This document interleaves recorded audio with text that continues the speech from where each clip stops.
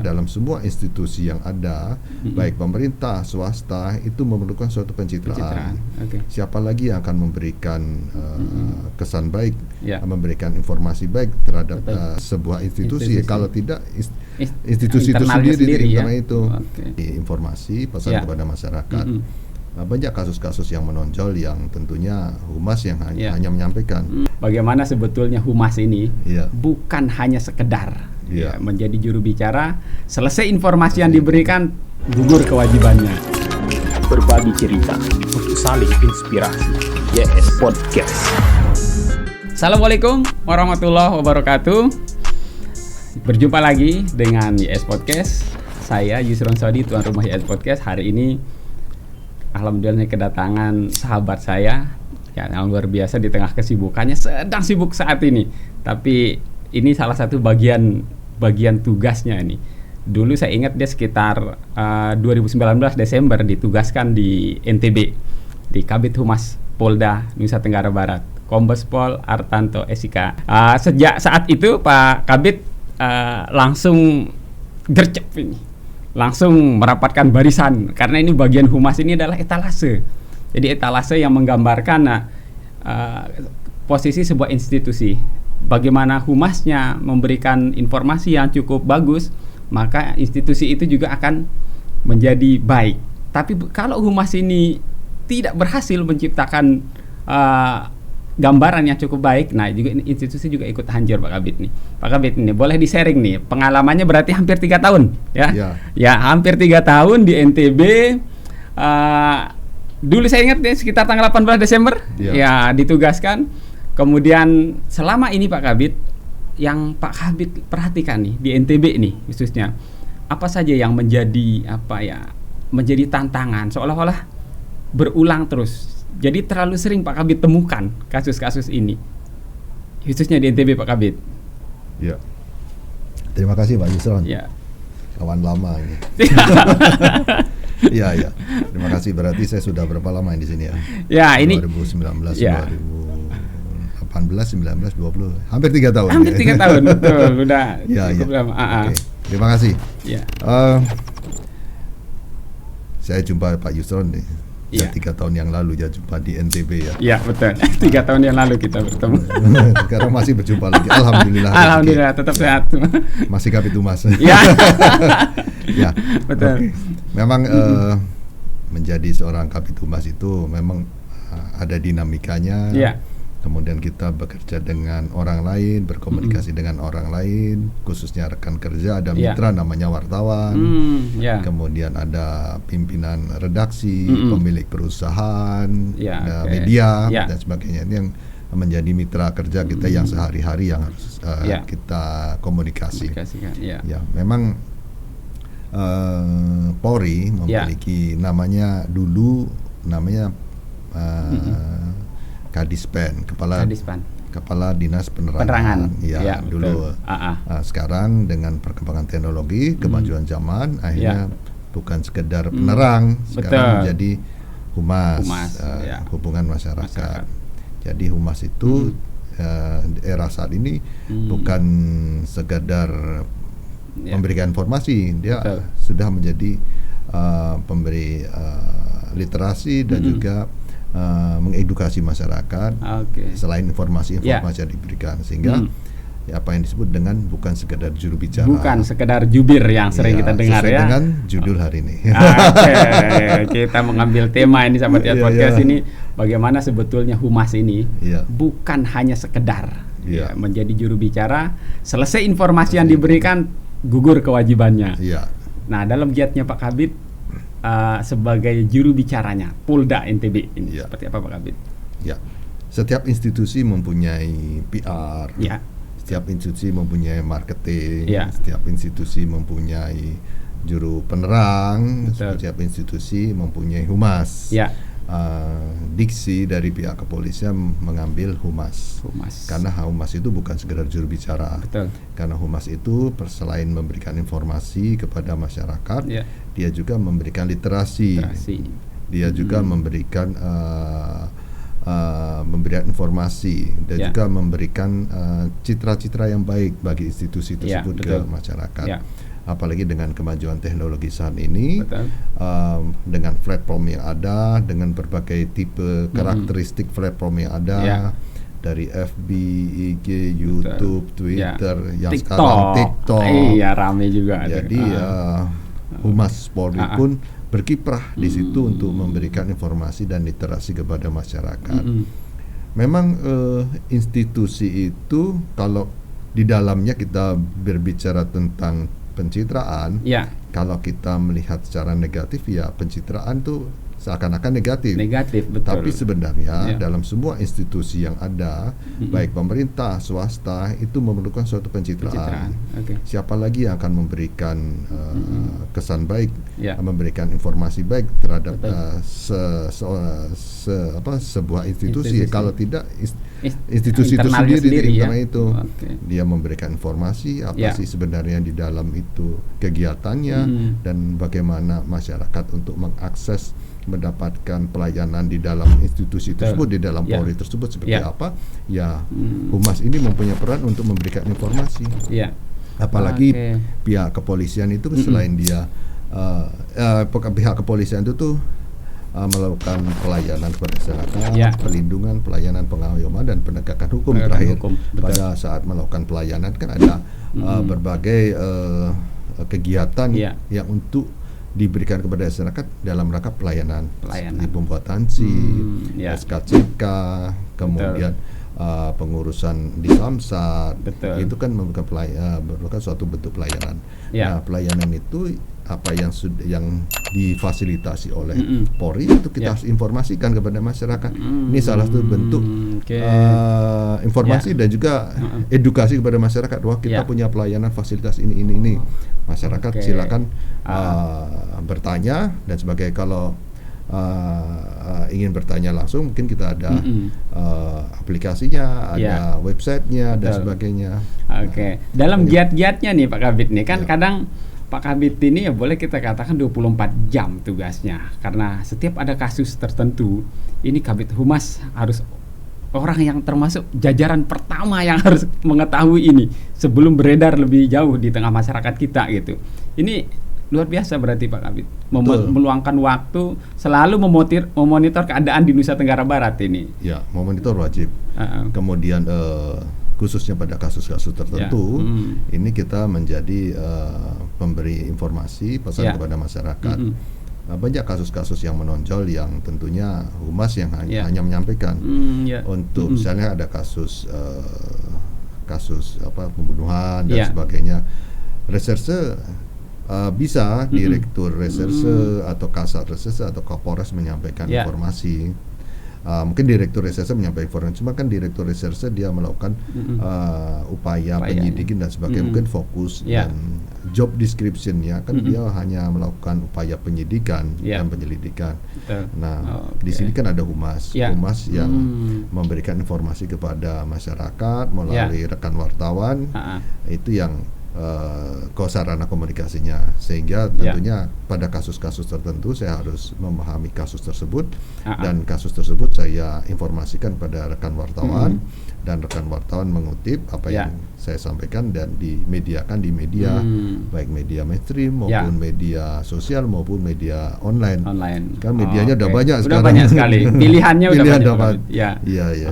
Nah Pak Kabid, dalam perkembangan teknologi apakah ini mempermudah nggak giat-giat Pak Kabid ini dalam membuat rilis misalnya? Jadi cukup dengan syuting, Pak Kabid memberikan pernyataan, kemudian teman-teman wartawan silahkan dengan bahasa teman-teman sendiri, dengan redaksi teman-teman sendiri. Apakah bisa berjalan seperti itu Pak Kabid?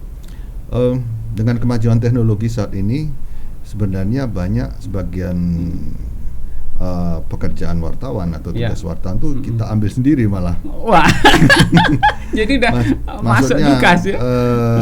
Kalau dulu kalau masyarakat yang ingin tahu tentang informasi tentang suatu kegiatan atau di suatu institusi, dia pasti baca koran, baca di radio, mendengar di radio dan sebagainya. Nonton TV.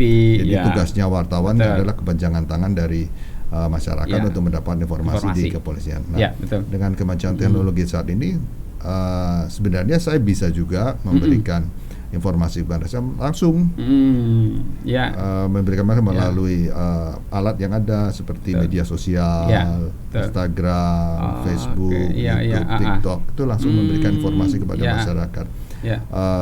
Dan juga saya tidak istilahnya bukan mengurangi kegiatan wartawan, tapi memang ini kemajuan teknologi ini memang memberikan fasilitas kita untuk broadcast. Nah, kita sendiri yang melakukan broadcast gitu. Mengirim pesannya kita mengirim. Dan teman-teman wartawan tetap kita berikan informasi bahwa memang tugas pokok kita kan bermitra sama teman-teman wartawan, apalagi teman-teman wartawan itu kalau memberikan informasi kan dia sudah ada etika jurnalistiknya, dapat dipercaya dan sebagainya. Nah, itulah sebenarnya lebih cepat lagi wartawan karena pertama mereka mempunyai viewers atau sudah mempunyai followers yang sudah terpercaya dan sudah kuat lah engagementnya, keterikatannya, sehingga apabila saya memberikan informasi dan ditangkap, dikutip oleh wartawan, teman-teman wartawan baik TV, radio maupun media cetak maupun media online itu teramplifikasi cepat.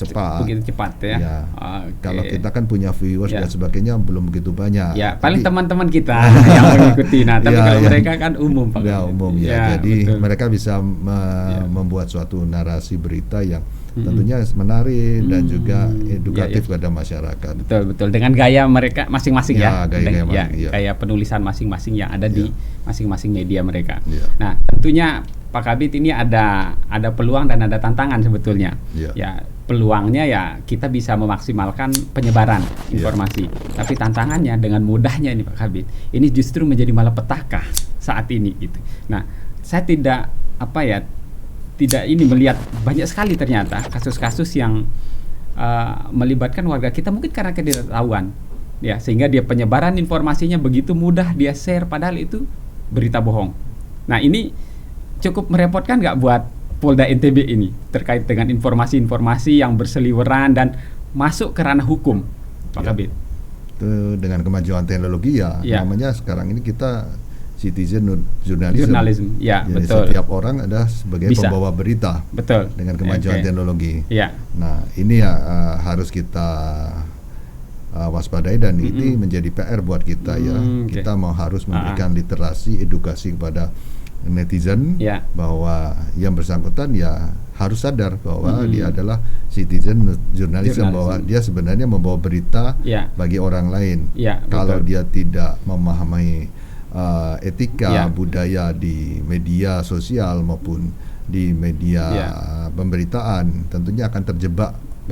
Karena manusia itu pada intinya kan ingin merasa dianggap wah, ingin merasa dianggap paling tahu, diperhatikan, ingin diperhatikan dan sebagainya, atau mungkin mencari jati diri dan atau mungkin karena bisnis. Nah, itu kan banyak motivasi. Nah, tentunya ini yang harus kita pahami dan kita harus banyak-banyak memberikan literasi, edukasi kepada netizen bahwa tentang etika budaya di media sosial.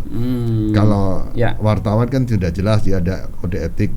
Kode etik jurnalistiknya kode etik jurnalistiknya sudah ada, tapi kan netizen itu warga ini warga itu kan dia harus memahami secara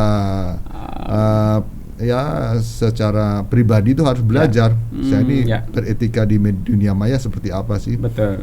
Jadi kalau sudah ngomong di media itu media sosial itu seakan-akan nggak ada orang lain tahu, padahal itu sumbernya terbuka sekali untuk diketahui oleh orang lain. Ini yang akhirnya karena kekurangan pemahaman tentang literasi atau edukasi digital, dia menjadi terjebak oleh kalimat yang captionnya yang di media sosial tersebut. Dan akhirnya dia terjebak dalam pelanggaran hukum. Kalau dulu mulutmu harimaumu, Pak Kabid. Kalau sekarang berpindah. Jempolmu harimaumu, bukan jari kan 5 hari, jempolmu harimaumu. Betul, karena lebih banyak aktivitas pakai jempol. Nah, betul. Jadi saya melihat perkembangan khususnya di Nusa Tenggara Barat ini. Jadi ternyata banyak sekali kasus-kasus yang mungkin banyak yang berakhir di damai mungkin, Pak Kabid tapi tidak sedikit juga kasus itu yang menjadi pemula tindakan kejahatan lain. Nah ini kan saling ejek pada akhirnya menjadi kasus pemukulan gitu, saling ejek akhirnya menjadi tawuran. Nah beberapa kasus kemarin juga kan yang terjadi, ada kericuhan supporter sepak bola gitu ya, dan beberapa kasus pembunuhan. Nah ini kan Pak Kabid ini harus segera tahu informasi itu. Jadi apakah model komunikasi dengan Polres, dengan Polsek ini seperti apa Pak Kabid? Ya, netizen yang memviralkan sesuatu yang akhirnya menjadi trending. Kalau kita di tweet namanya tren ya. Tren. Ngomong atau mungkin kita anggap aja tren ya di media sosial. Tren negatif lah. Ya betul.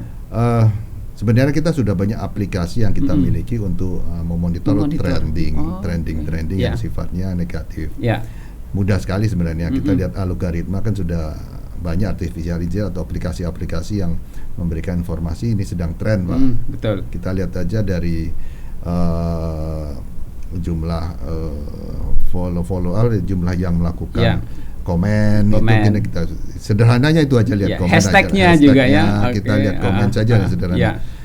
Ternyata komennya kok sifatnya negatif. Dari situ kita punya namanya polisi cyber. Polisi cyber. Ya, dia yang berpatroli di dunia maya. Wah, ada berpatroli rupanya ya. Dunia maya. Kemudian dengan di dunia patroli itu dia akan memberikan informasi kepada operator. Alert, ada alert ya. Memberikan, Pak ini Pak ada berita sedang trennya negatif atau positif, dia akan memberikan informasi. Dari itu kemudian kita kita analisa ini beritanya apa? Oh ternyata beritanya negatif. Kita harus melakukan intervensi terhadap berita tersebut. Maksudnya supaya jangan sampai kita ujung-ujungnya kalau kita tidak melakukan upaya intervensi dan sebagainya, nanti ujung-ujungnya akan terjadi suatu gangguan Kamtibmas. Gangguan Kamtibmas ujung-ujungnya siapa yang menangani? Polisi. Jangan lupa yang paling dirugikan adalah masyarakat. Masyarakat secara umum ya. Secara umum kan kembali lagi ricuh, masyarakat lagi jadi korban kan. Nah ini kan butuh seperti sekarang ini Pak Kabid nih. Saya kemarin melihat di Polda, di IG-nya Polda, Pak Kapolda hadir di tengah mahasiswa kita yang sedang demo, bahkan menggunakan helm, ikut berada di barisan yang sedang sedang didorong masuk oleh teman-teman mahasiswa. Dan saya melihat ada sesuatu yang berbeda. Kok begitu sabar? Begitu tindakan represif ini didorong, ditendang gitu, tapi tidak ada kericuhan Pak Kabid ini.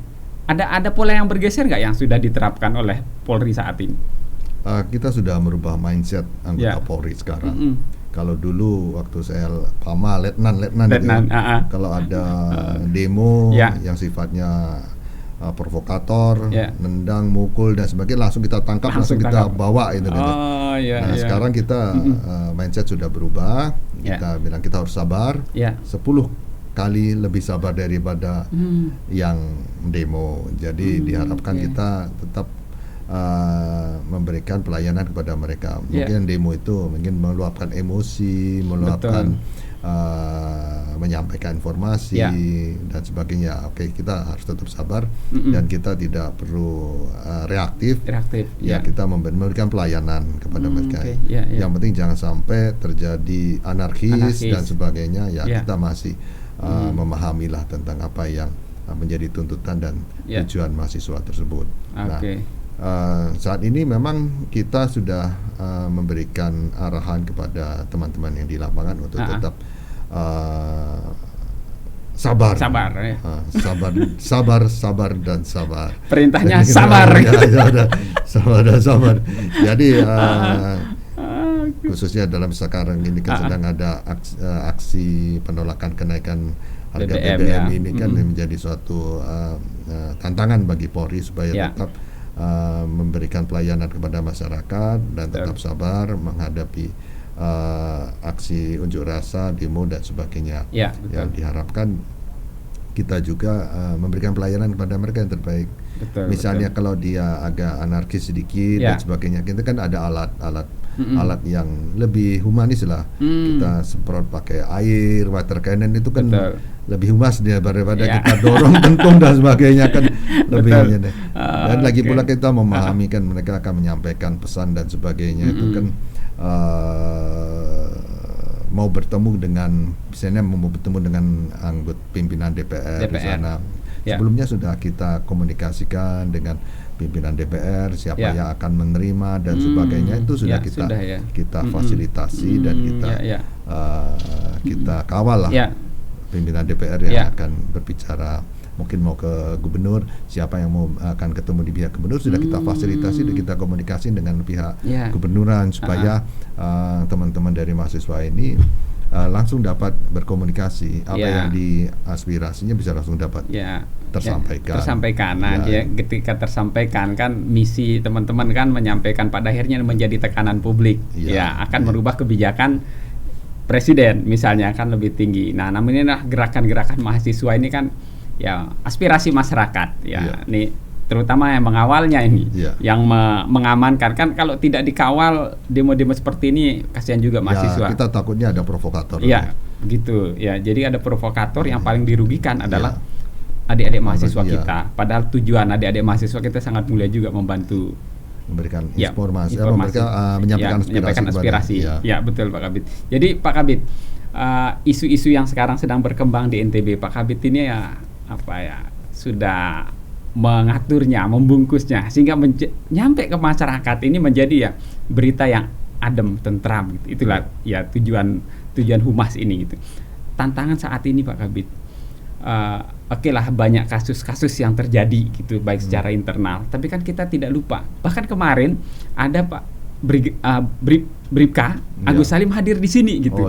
Jadi kan ada yang harus kita expose, ada yang harus kita angkat, polisi-polisi yang memiliki peran di tengah masyarakat kita. Nih, bagaimana memaksimalkan? Kalau saya ngelihat Pak Agus Salim, ini memang luar biasa saya bilang, bekerja out of the box, membangun citra tersendiri terhadap Polri melalui dusun dan desa. Nah, ini tanggapan Pak Kabid terkait orang-orang seperti Pak Agus Salim ini? Kita punya Babin Kamtibmas namanya Bribka Agus Salim Dia kita nilai sudah bekerja melebihi daripada tugas dan tanggung jawabnya. Dan juga setiap apa yang dilakukannya tentunya sangat bermanfaat bagi masyarakat. 1-2 orang namun dilakukan secara rutin itu akan terasa dan tentunya informasi yang diberikan Agus Salim melalui media pun itu merupakan salah satu bentuk edukasi kepada polisi-polisi lain bahwa contoh menjadi contoh bagi polisi yang berat melayani masyarakat dengan cara demikian seperti menolong disabilitas, memberikan alat perlengkapan disabilitas yang bersangkutan, bahkan sembako, kursi roda, kemudian kaki palsu dan sebagainya itu kan salah satu bentuk upaya memberikan pelayanan masyarakat. Jadi sebenarnya bukan hanya penegakan hukum, kita melakukan pendekatan kepada masyarakat, memberikan sesuatu yang dia sangat butuhkan, itu salah satu bentuk pelayanan. Dan tentunya pinter Pak Bribka Agus Salim ini dia bekerja sama dengan organisasi-organisasi yang sifatnya memang untuk memberikan pelayanan kepada masyarakat yang membutuhkan. Dia bukan bekerja sendiri, dia bekerja dengan mitra lain untuk memberikan pelayanan kepada masyarakat. Dan ini harus menjadi contoh bagi polisi-polisi yang cerdas. Betul.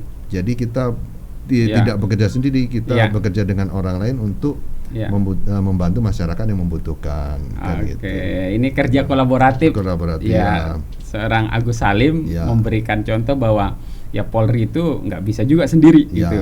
Ini merupakan salah satu tugas dia dan juga tugasnya humas untuk mengamplifikasi berita tentang kegiatan yang sudah dilakukan. Betul. Ini tugas humas untuk memberikan informasi kepada masyarakat. Bukan berarti dia pencitraan, tapi ini loh polisi yang bisa menjadi contoh. Kalau nggak gitu, kita akan berikan contoh kepada orang lain apa kan nggak?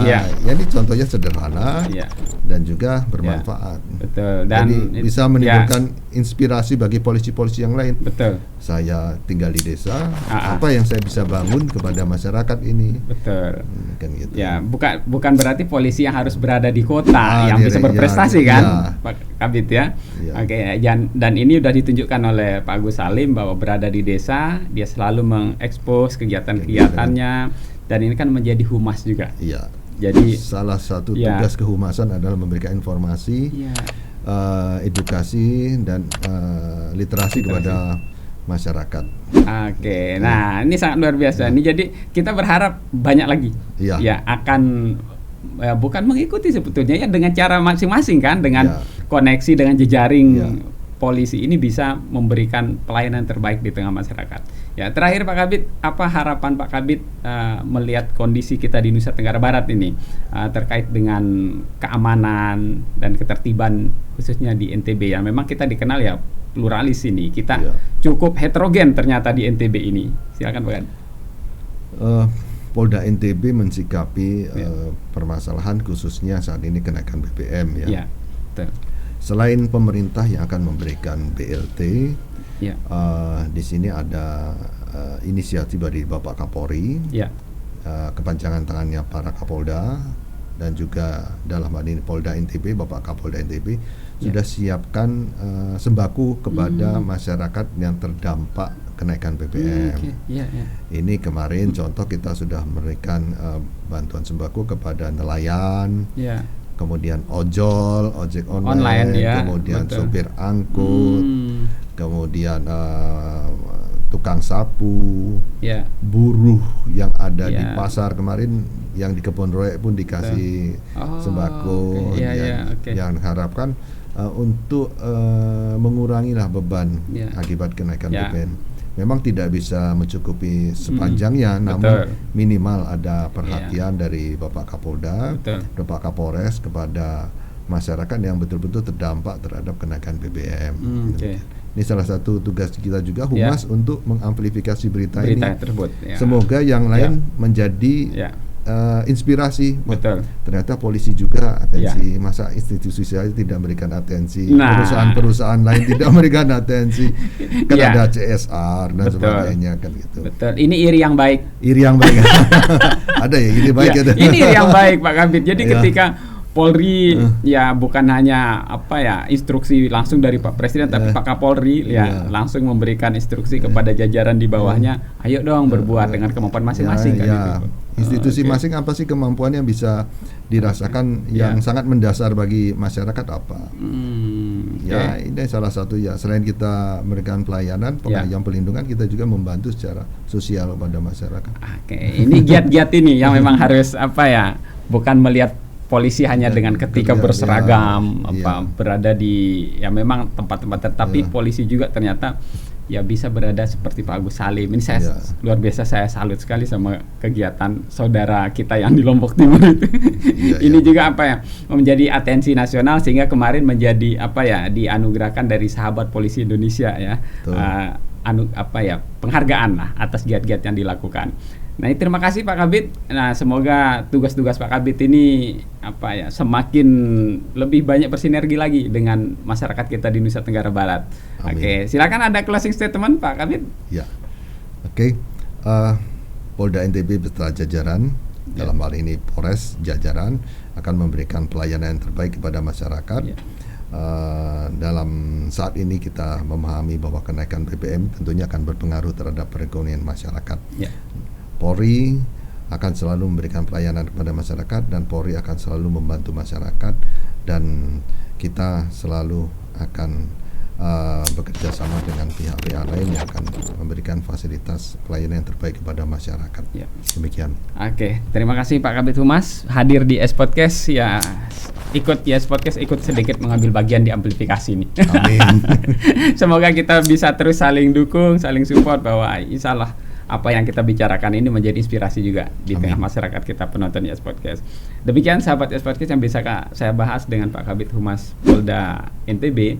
Semoga memberi inspirasi, gambaran-gambaran terkait Polri ada ada sisi lain gitu. Yang lain berkembang dengan dimensinya sendiri, namun Polri juga hadir di tempat yang berbeda, tentu dengan dimensi berbeda dan kemaslahatan yang lebih luas di tengah masyarakat kita. Demikian yang bisa saya bahas. Assalamualaikum warahmatullahi wabarakatuh. Oke. Sambil kita ngopi, Pak Kabit. Ya.